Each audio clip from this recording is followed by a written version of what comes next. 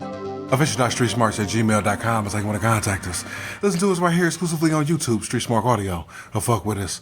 Official.streetsmarks on SoundCloud and IG. Street Smart fan page on Facebook. Street_Smarks on Twitter. ECW Memories with the Goofs. Courtesy of PWInsider.com. Neckbeard. What's up, Neck BZ? This week in wrestling history as we see fit. May 14th, 1993. The very first show ever held at the ECW Arena in Philly took place. Oh, shit. It was the first of 2 consecutive days of television tapings and saw the following results. Oh, can I say one thing? Also covered by us in Extreme Retro Review number 2. That would be wrong. Because they were at the Cabrini Field House. What a goof. Oh, I hear it now. Boom, boom, boom, boom. Oh, man, I was so excited and pumped. The Street Vigilante Hawk beat the Samoan Warrior and Devious Donnie Allen in a handicap match when he pinned both guys. The Goof, Tommy Cairo, won a battle royal to become the first ever ECW Pennsylvania state champion. Oh, man, it's all downhill from there, Tommy. ECW Tag Team Champions Cuck Candido and Johnny Hotbody beat Tommy Cairo and the bad man from the Badlands, Glenn Osborne, when Osborne was pinned. ECW Champion Don The Rock Morocco beat Mr. Sandman via count out. Oh, man, also a former member of the illustrious Hot Stuff International, founded and led by my mentor, my hero, and also now my namesake, Hot Stuff Eddie Gilbert, who is also royalty, for he is the king of Philadelphia. The Street Vigilante Hawk beat ECW Television Champion Jimmy Snuka via disqualification. ECW Tag Team Champions Cuck Candido and Johnny Hotbody versus the Super Destroyers ended in a double DQ. Oh, my boys, the Super Ds. What's up, y'all? Was Hunter Q with them that night? Of course. Awesome. The King of Philadelphia, the leader and founder of Hot Stuff International, Hot Stuff Eddie Gilbert, beat Hervey Broughton in a chain match. Oh, this is so bittersweet. First, well done. Yes, that is correct. He is the king of Philadelphia and all that other stuff. However, that Hervey Broughton is no longer allowed to be. I told you there's court documents that were sealed, and basically he is no longer to be known as that name. So his name is Hervey Renesto.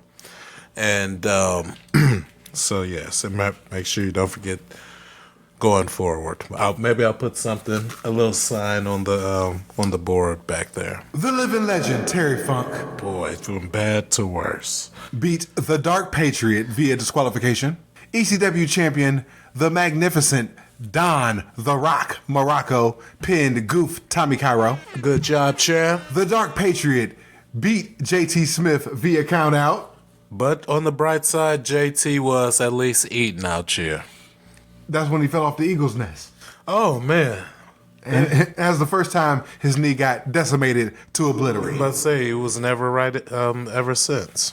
Mr. Sandman and Lumpy Larry Winters beat Tony Hitman Stetson and Rockin' Rebel when Sandman pinned Rebel. Man, a very underrated and at the end underutilized talent ECW had there. In the main event, the Wild Man Sal Bellomo and the Super Destroyers, oh boy, oh no, versus Rick Michaels, Cuck Candido, and Johnny Hotbody ended in a no contest as a huge brawl broke out. Super Destroyer number 3. Oh boy, that was definitely a low light in the early days of Eastern Championship Wrestling. May 15th, 1983. Roddy Piper and the living legend Terry Funk faced off for the first time. Shocker. In Toronto, Ontario, at the Maple Leaf Gardens, with Piper winning by countout at 11 minutes and 14 seconds. So there we go. Good job, Hot Rod. And, and I'm starting to feel like a broken record because here we are, 1983. So Roddy Piper was probably 20 something years old or something, and Terry Funk was probably 114, 115 by this point in '83. So, but yeah, he's just always there. Frank Gotch, and 2038, he'll probably be wrestling the Rocky Jr. And shit. Same day, 2000, WCW Monday Nitro was live from the Mississippi Coast Coliseum in Biloxi, Mississippi, where WCW Hardcore Champion Terry Funk defeated Juventud Guerrera, Conan, Rey Mysterio Jr. in a handicap match to retain the WCW Hardcore title. That dark magic is very strong, I see. It's going to take someone who can harness the power of the White Lantern and shit to destroy this motherfucker. May 16th, 1981, Hot Stuff Eddie Gilbert and Ricky Morton defeated the Akbar Army, comprising of Jerry Brown and Ron McFarlane, for the NWA Tri-State Tag Team titles in Tulsa, Oklahoma. USA. Same day, 2006, Brad Smith defeats Matt Striker to win the Heartland Wrestling Association television title in Cincinnati, Ohio. Oh, shoot. Brad, damn, that's going to be hard. I was going to say I couldn't just Google this dude, but I imagine it's a billion Brad Smiths in Cincinnati. That's cool. Coming for you, Brad. Shine my belt up. May 17th, 1983, Jim Crockett Promotions ran Raleigh, North Carolina with the following result. NWA U.S. Heavyweight Champion Greg the Hammer Valentine defeated Dory Funk Jr. One more for the good guys. Excuse me. May 18th, 2006, Hardcore Homecoming, November Rain was released nationally on DVD. However, the main event of the show featuring Team 3D versus Sabu and the living legend Terry Funk. Yes, that seems like the perfect name now that I think about it, because we done watched this man 2006, 2083. Last week it was 1955. The week before that it was 1776 and shit when he beat George Washington for Rhode Island and shit. And then when did he wrestle Pharaoh and shit? Because that's how them niggas got out of slavery and shit. Where he beat Pharaoh. And the freaking these motherfucking had a mummy match and shit. So, it was a casket, a sarcophagus match. Yeah, a sarcophagus match and shit. Thank you. So, you know what I'm saying? So, like, this motherfucker, there's hieroglyphics of this motherfucker in his ugly ass face doing this stupid ass spinning toe hold and shit on cave walls and shit. Was not included due to Team 3D's TNA contracts, which prevented their matches from being sold nationally by any company other than TNA.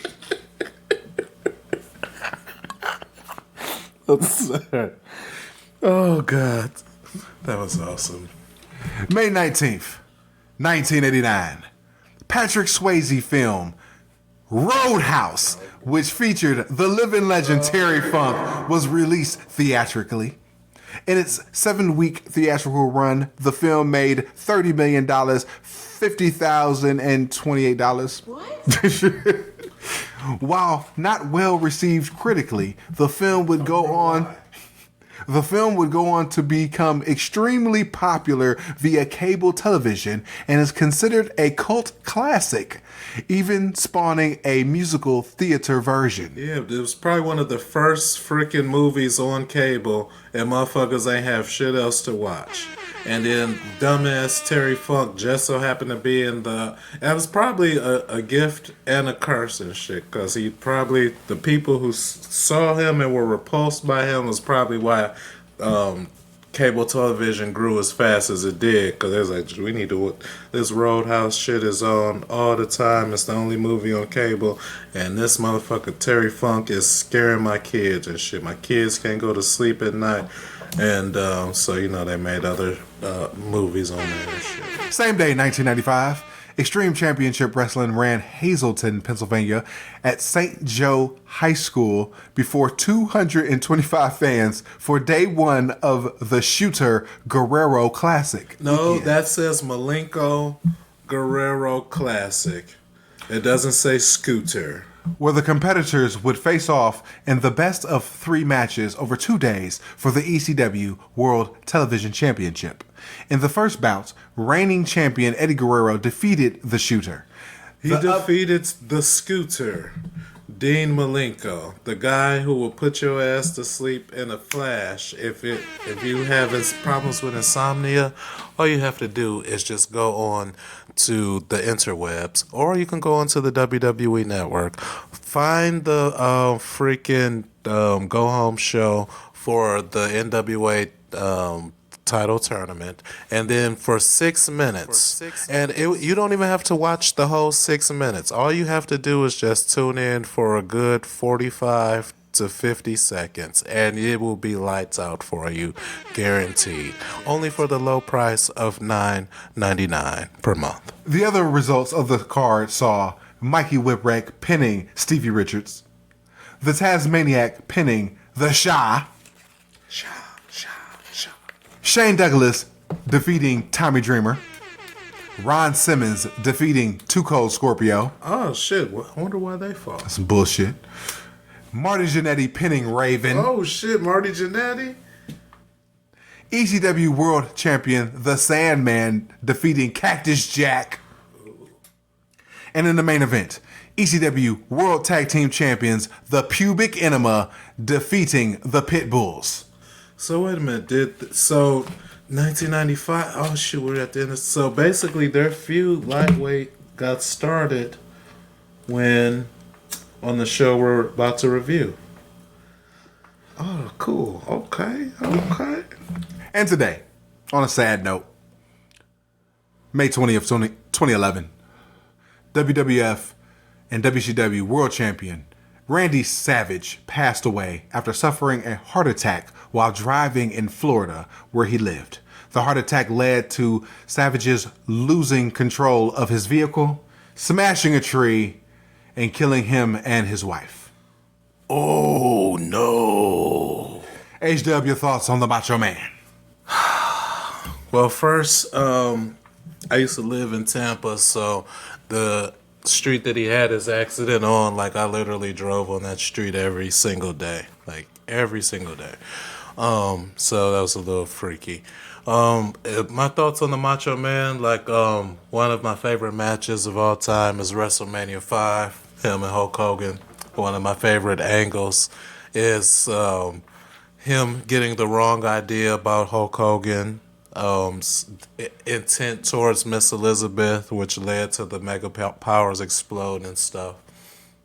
And I don't know, he was always up there in my favorite wrestlers to, watch, and, said that his promos were always,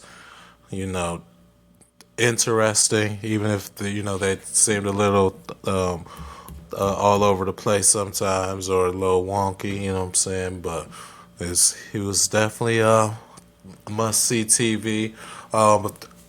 The Macho King run was underrated, in my opinion, you know what I'm saying, him being the Dick Hill with not Miss Elizabeth, Sensational Sherry, Queen Sherry and shit.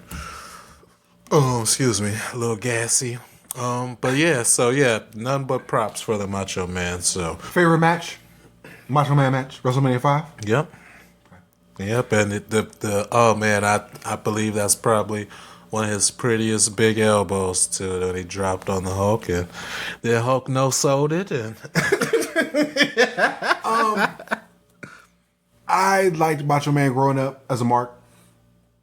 As a smart fan, I appreciated him in retrospect. I never got the promos growing up, obviously. Now, as a As an adult, I get that he's coked out of his mind. My favorite match, I can't say a match, honestly, but my favorite feud is actually when he made DDP in the spring of '97 WCW, because it was the first time I actually witnessed, like as my maturation as a smart fan is growing, like I saw a big name take on a little guy, a little name, and make him a big name. You know what I'm saying? You always hear about Flair making Sting, but you didn't see it as, in '89. You know what I'm saying? Those moments where you see a wrestler making another wrestler. As an adult, it's cool. You know what I'm saying? But as a child or as a teenager, I saw it and I was like, oh man, I can actually take DDP seriously now. And I didn't get it then, but I understood what was happening. If that makes sense. My favorite promo from the Macho Man is this 3-minute promo that he gives in his daddy's promotion, ICW, before he went to WWF. And he gives this promo talking about Ronnie Garvin, 3 minutes, and he looks like the nigga that the Muppet, the one Muppet, Dr. Teeth. Okay. He's dressed exactly like Dr. Teeth, and he's talking about don't freak out, no confetti. Situations develop, man. ICW heavyweight champion Macho Man Randy Savage. And he's giving this 3-minute promo where he's talking like Mick Foley and he's weaving all this shit together. And it's dope as fuck. But on that note, in a few, just for you, the Extreme Retro Review. Yes. Peace. Peace. No freak out. No confetti. No nothing. For nobody. Situations develop, man. ICW World Champion Macho Man Randy Savage won the belt and defended it with honor. And then all of a sudden,